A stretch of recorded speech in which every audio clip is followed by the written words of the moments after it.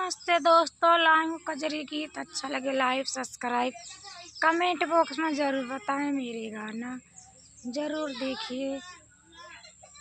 लगते यसढ़वा बोले मोरवा मोर मन लागे नैहर में।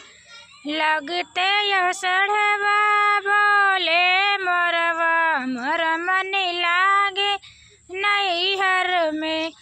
मम्मी के चलते तो लेती सुधिया, मम्मी के चलते तो लेती सुधिया। पापा देहे बिसराई ना, पापा देहे बिसराई ना।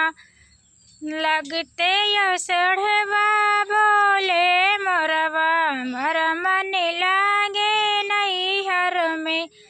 लगते यसढ़वा बोले मोरवा मोर मन लागे नैहर में।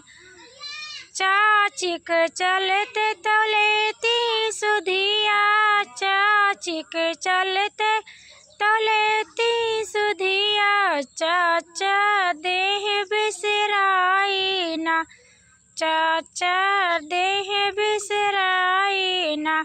लगते यसढ़वा बोले मोरवा मोर मन लागे नैहर में। लगते यसढ़वा बोले मोरवा मोर मन लागे नैहर में।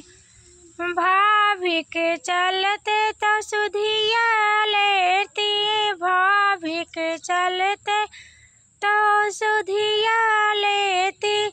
भैया देहे बिसराई, भैया देहे बिसराई ना मर। लगते यसढ़वा बोले मोरवा मोर मन लागे नैहर में। लगते यसढ़वा